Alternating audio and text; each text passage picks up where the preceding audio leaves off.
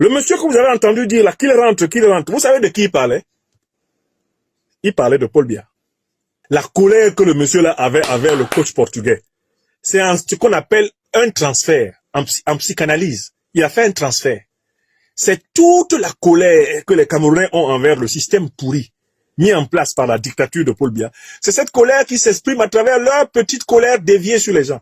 Certes, le coach avait peut-être fait un très mauvais classement, le match n'était pas bon du tout, mais la manière dont le gars là crie, qu'il rentre. Moi, je l'ai regardé, je dis, c'est pas du coach blanc qu'il parle, il parle de Paul Biya.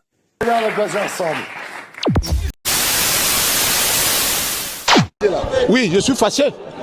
Comment je ne peux pas être content? Et on parle avec ces gens de coach qui ne comprend pas les sentiments de 30 millions de Camerounais.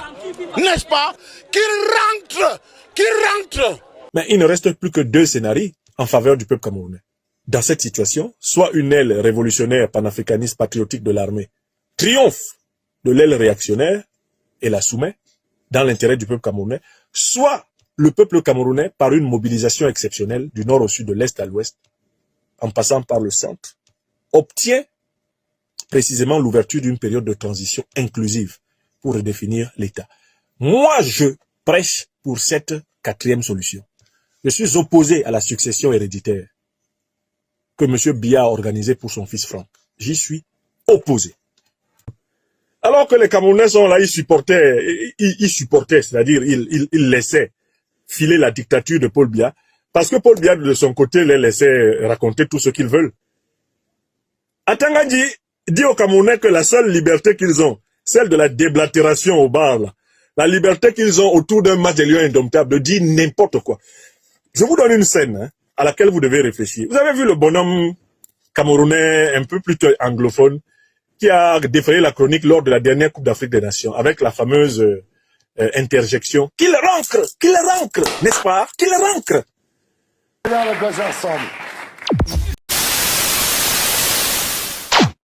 pour cela qu'on est là ce soir. Et puis un feignant comme ça, il dit qu'il est portugais, il vient ramasser les milliards ici, il met tous nos meilleurs joueurs au banc, il est salopard.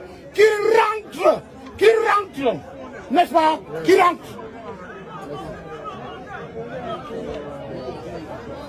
Est-ce que vous avez observé le monsieur là? Son comportement là, c'est un comportement typique d'un névrotique camerounais. Parce qu'en fait, le football est l'occasion pour beaucoup de Camerounais d'exprimer des colères qui sont en réalité politiques. Mais comme ils ne peuvent pas les exprimer politiquement parce que ils risquent d'être brutalisés, emprisonnés, tués et spoliés, les Camerounais profitent des occasions parallèles pour sortir ce qu'ils ont dans les tripes. Le monsieur que vous avez entendu dire là, qu'il rentre, vous savez de qui il parlait? Il parlait de Paul Biya. La colère que le monsieur là avait envers le coach portugais, c'est ce qu'on appelle un transfert en psychanalyse. Il a fait un transfert. C'est toute la colère que les Camerounais ont envers le système pourri mis en place par la dictature de Paul Biya. C'est cette colère qui s'exprime à travers leur petite colère déviée sur les gens. Certes, le coach avait peut-être fait un très mauvais classement, le match n'était pas bon du tout, mais la manière dont le gars là crie, qu'il rentre. Moi, je l'ai regardé, je dis, c'est pas du coach blanc qu'il parle, il parle de Paul Biya.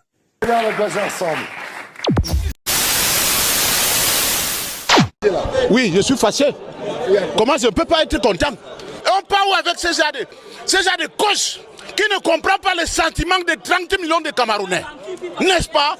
Nous, les Camerounais qui sont ici aujourd'hui, on a pris le courage d'être ici. Parce que la plupart de nos compatriotes sont à la maison. Ils ne peuvent pas prendre ce genre de bêtises. C'est parce que nous, on aime ce pays. Et on voulait l'accompagner jusqu'au bout. N'est-ce pas? C'est pour cela qu'on est là ce soir.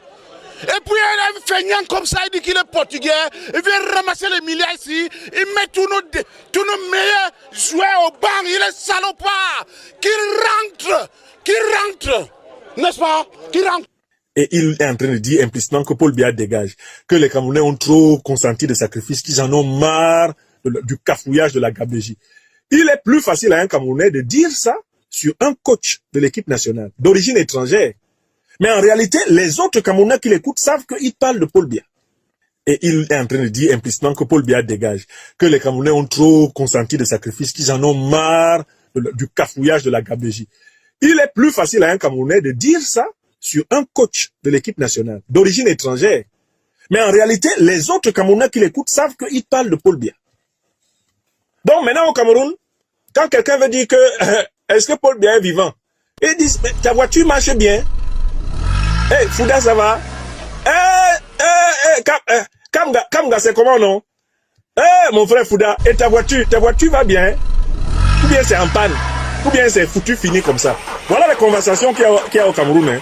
Les Camerounais sont en train de rédiger le code du contournement de l'interdit. J'entends des conversations bizarres des Camerounais maintenant. Hein. Et il monte derrière le Ben Sekiner. Il dit, hey, pardon, hein, conduis doucement. Je ne vais pas partir avec quelqu'un. Est-ce qu'il a dit le nom de quelqu'un? Il est monté derrière le Ben Sekiner. Il dit au Ben Sekiner, conduis doucement, oh, je ne veux pas partir avec quelqu'un. Quel est le quelqu'un qui est en train de partir? C'est pas dans sa bouche que tu vas manger ton piment. L'autre revient chez lui. Habituellement, quand il rentrait chez lui, il ouvre la télé, il voit la tête de Paul Biya qui passe, il dit... Apparemment, il y a des gens qui s'intéressent à mes funérailles. Eh bien, dites-leur que je leur donne un rendez-vous dans une vingtaine d'années. C'est rassurant, monsieur le président.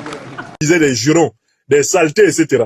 Maintenant, il ne peut plus dire ça parce que il peut y avoir un espion qui va aller raconter ça aux gens d'Atangandji. Donc, quand il rentre chez lui, il voit la tête de Paul Biya, il dit, hey, c'est pas possible. Je suis sûr que aujourd'hui encore, le poisson sera trop pimenté. Non, c'est pas... Mais je vous ai toujours dit que je déteste... Qu'est-ce que vous avez préparé dans cette maison? C'est pas du poisson qu'il parle, hein. C'est le type qui est à la télé, là. Donc, les Camerounais sont en train de créer tellement de codes que bientôt, si vous n'avez pas les clés d'interprétation, vous n'allez plus comprendre ce que les gens se disent. Les gens sont en train de créer une nouvelle langue pour contourner les interdictions absurdes d'Atangandji. Parce qu'ils ne peuvent pas dire librement et tranquillement, je m'en fous, qu'il soit vivant, qu'il soit mort ou dans le coma. Je veux que mon peuple reprenne entièrement sa souveraineté. Quand tu as dit ça, il faut mieux pas être à côté d'Atangandji. Parce qu'Atangandji se promène avec un gros gourdin planté de clous pour t'assommer. Voilà où en est le pays. Des bandits qui braquent un peuple. Et le problème de ce peuple, c'est qu'il ne se rend pas compte qu'il est plus puissant que ces bandits. Il y a 30 millions de Camerounais. Si les Camerounais écoutent ce que nous leur disons, à savoir qu'ils sont les plus puissants, collectivement, le peuple est le plus puissant.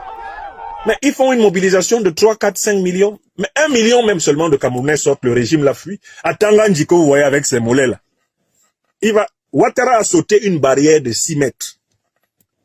Alassane Dramane Ouattara a fait une détente. Il a réussi à traverser une barrière de presque 6 mètres. Il s'est retrouvé chez l'ambassadeur d'Allemagne. À l'époque, il avait pratiquement 60 ans. Hein. Parce que c'était gâté. À Tangandji, que vous voyez avec ses gros yeux là, si ça chauffe, il va courir plus que tout. Je dis, mais il va même courir plus que des jeunes gens de 30 ans. Pourquoi? Parce que, en réalité, pour le moment, par le tribalisme, par la corruption, par la violence intimidatoire, il bloque les Camerounais. Et les Camerounais croient vraiment qu'ils sont tellement puissants qu'ils ne sont pas en mesure de perdre le bras de fer. Mais pour perdre le bras de fer, il faut juste que les Camerounais sortent des enclos tribaux dans lesquels Biya les a placés.